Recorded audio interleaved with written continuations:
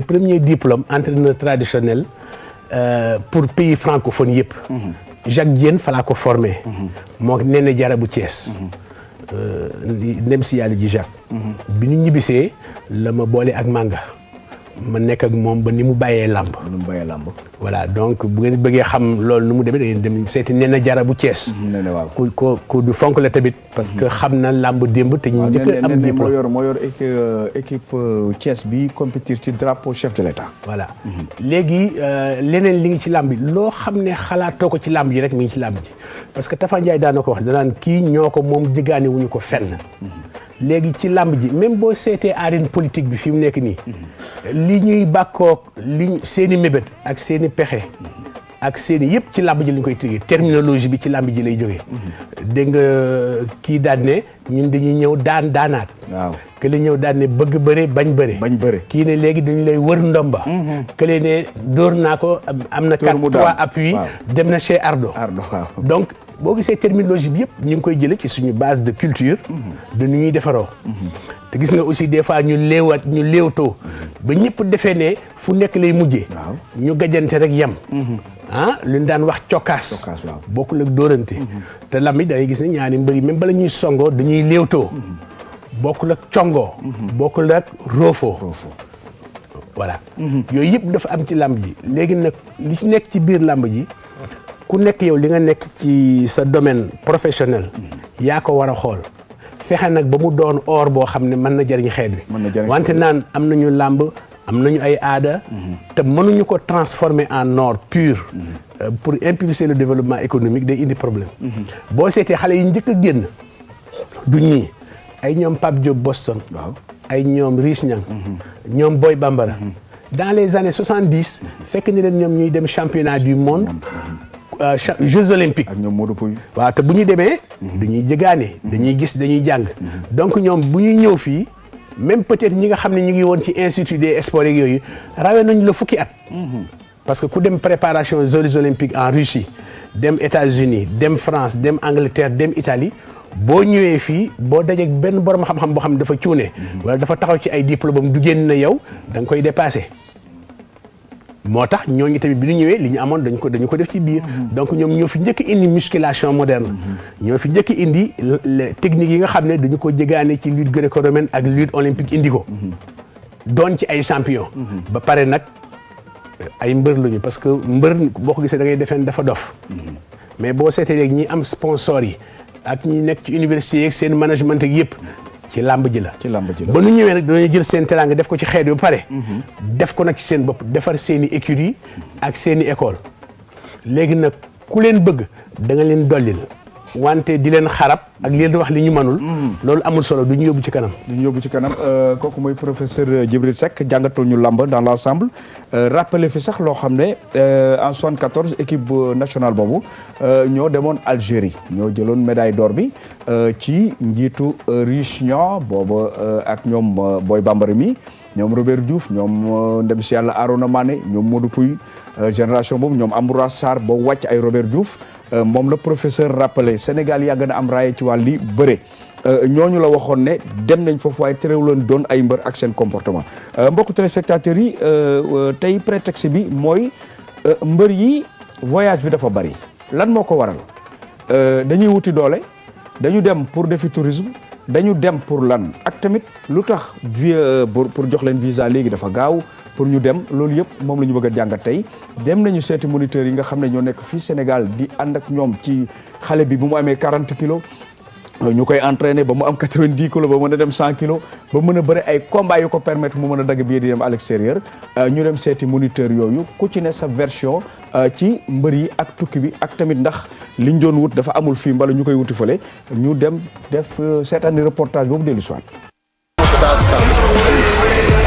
I mean, he's a big. You better get ready, because this boy right here is a monster. Yeah. He comes down. The average man can't do it. maa ngi ak Guy Fadel di moniteur nekk fii ci Olympique Club ku ne xam ko muy yor mbër yu bari voilà Guy pour commencer di la laaj ci li nga xam ne en tant que moniteur nga yàgg préparer ay mbër ay plus de 15 ans 10 ans nga leen di entraîner ñu commencé di door ci yow mais day dem ba benn moment mbër yi Europe la ñuy gën a bëgg loolu lan moo koy indi ak tamit yéen nan ngeen gisee mbër yi di entraîner ak yéen fii di dem Europe di ñëw ndax li ngeen di def dafa doyul mbala dañuy dem di compléter ji loolu lan nga ci mën a en tant que moniteur. bon comme ñoom ñooy dem ñoom ñoo gën a apte pour wax la lan lañ fay fekk parce que man musuma dem donc ay à peu près rek laa ci mën a wax quoi waaw léeg-léeg nga dem gis mbër bu ñëw andi forme léeg-léeg nga dem tam gis léeg-léeg nga gis ku dem ñëw mu des lu bëri. diggante fii ak extérieur pratiquement lépp c'est la même chose amul différence. peut-être benn affaire rek moom moo ci am mooy peut-être boo demee fële di nga am tranquillité quoi.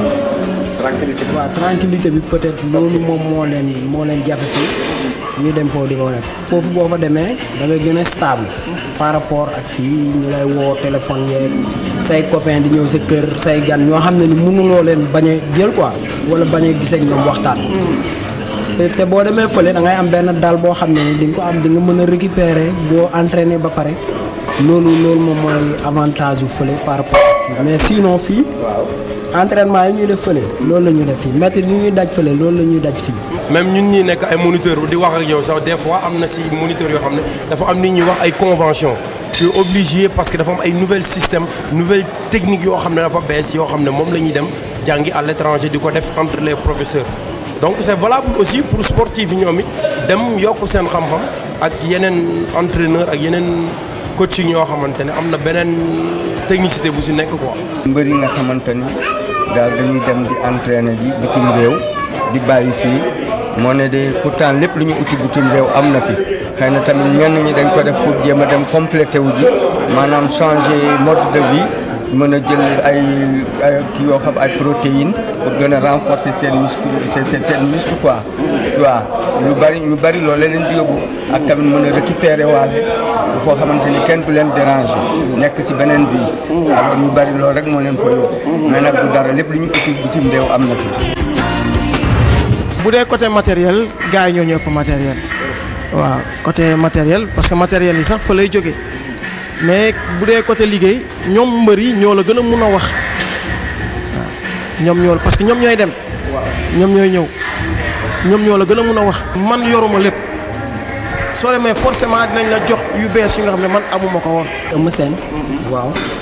moom lu muy entraîner même bu nekkee ci kaw lu muy entraîner yëpp dañuy déggoo. da ngeen di wax waaw chaque jour amul jour boo xam ne nii moom wax dëgg yàlla du ma woo bu nekkee salle dinaa xam heure bi mu ngi salle bu ñibbisee tamit ainsi de suite la même chose. inconvénient bi si nekk mooy bu fekkente ne mbër yi dafa dem foofu te au départ bu muy jóge fi xamul lu ko yóbbu. mais bu waxtaanee ñi muy encadrement am fii bu demee foofu xam ñi muy liggéeyandool dina xam ndax li ko yóbbu dina sam inconvénient wala déet parce que bu demaatee foofu beneen technicité lay ut plus de récupération ak yokk yeneen ak yeneen inconvénient bi si nekk mooy mu bañ a xam li muy uti mais bu amee ay base yu leer amul inconvénient. na am ñoo xamante ni dañuy dem jël suñu demee dañuy jël protéine bu bari ñi di jël ay anabolisant ay genre kii mais suñu ñëwee ba seen poids ëpp leen doole ñu diis il faut nag ñu mën a ñëw su combat bi ba jege pour mën a def relax mën a wàññiwaat seen poids remusculer seen bopp dessiner waat muscle yi defar waat la graisse bi ñu amoon wàcc seen volume wàcc ñu mën a am puissance musculaire di war si ñoom ak résistance waaw mais su dul loolu suñu ñëwee rek ak seen poids ak seen diisaay yaram ñu fekk fi ñeneen ñi nekk géej di jóge géej di ñëw ñoo leen di ëpp endurance ñoo leen di ëpp rapidité. des fois nga am chance dajeek mbër bu nga xam ne bi mu demee liggéey na mais le plus souvent bu ñuy liggéeyee masse rek la ñuy andi donc waaw donc bu ñu ñëwee fii on est obligé ñu travailler seen explosivité seen puissance ak yooyu xam nga comme noonu ngay gisee des fois du ñu andi dara mais benn wax laay dégg chaque fois Zos wax na ma ko Modou wax na ma ko mooy li ñuy liggéeyal fii duñ ko gis fële waaw Modou wax na ma ko le vendredi. bu ma la yoree fii lu ma lay defloo boo demee fële loolu lañ lay defloo waaw parce que ñi ma yor fii bu ñu demee fële bu ñu leen defloowee bu ñu ñëwaatee fii dañu ne pratiquement lu ma doon def fii loolu laay def fële. loolu lañ lay wax. loolu lañ may wax man. di nga ci gis bu mbër bi ñëwee xam ne kii li mu demoon liggéey baax na kii li mu liggéey woon baaxul excès de poids mën na si nekk surdosage mën na si nekk parce que c'est très dangereux nga dem yóbbu sa poids liggéey ko d'une anam boo xamante ne conforme wul ak xol bi ni mu attan c'est très dangereux il faut nga am expert yoo xam ne wala ay professeurs yoo xamante ne seen xel màcc na ci wàllu diététique màcc na ci wàllu médecine màcc na ci wàllu récupération ak alimentation bi bu boobaa di nga xam li nga uti woon ban njëriñ la lay amal mais nga dem parce que dama bëgg gonfler dama bëgg yokk poids baaxul parce que si chez les professionnels da ngay gis ku def la transformation de la graisse en muscle loolu day am mais ay technicité la na fekk ñi la yor ñu xam ko mais yokk poids bi vivacité bi àndul ak poids bi respiration bi àndul ak poids bi yaram bi àndul ak poids bi nga xam ne moom nga soxla baaxul c'est pas pour rien ñuy xool sa âge ak sa taille pour wax la ne la tant de kilos nga war a am.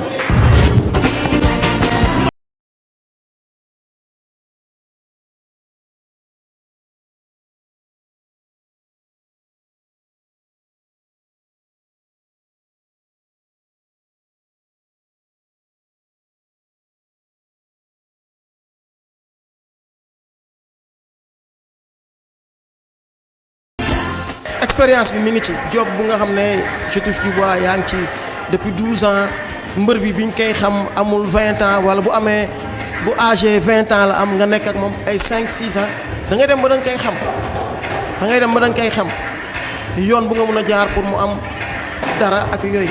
boo demee fële na nga entraîné loolu mooy loo xam ne moo gën a am importance entraînement récupération lekk bu normal.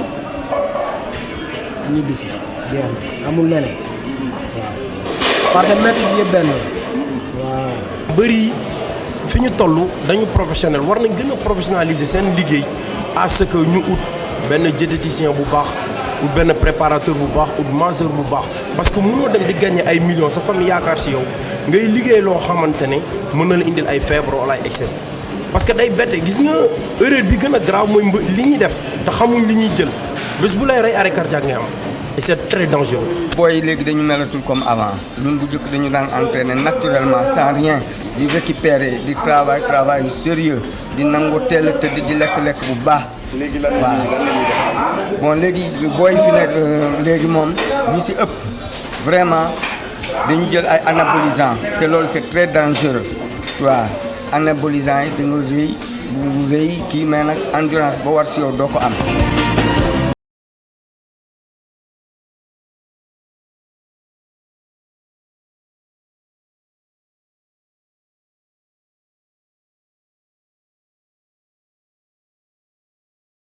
avant le combat dama lay naan bu fi ñëwati waaw parce que boo parewulee dootoo pare mais buñ naree am dara tam dinaa la ne yaakaar naa dara parce que si liggéey laa koy teg léeg-léeg tam ma nekk ak mbër ma ne ko gisuma la ci combat bi. des fois dina am moom wax dëgg yàlla des fois di nga gis koo xam ne day dem tukki bi ñëw indi masse boo xam ne dafa ëpp mais bu ñëwee fii dina xam ñoo xam ne noonu lañ koy travailler am loo xam ne dina ko xaw a dindi quoi si côté graisse boo xam ne bu dee graisse la jël dinañ ko jéem a dindi travailler loo ko cardiovasculaire quoi. dafa mel ni ngay togg ceeb bu jën ñu ne la defal genn wàll litre wala dënnu nga dem si def si ñetti litre ceeb bu pare du baax boo ko lekkee da nga am ay séquelles c'est la même chose lépp loo gis dafa am dosage bu équilibré tuuti 1 plus 1 égale 2 ainsi de suite tuuti mu jox la résultat bu baax li ma leen di conseil rek mooy nañu delluwaat ci source bi.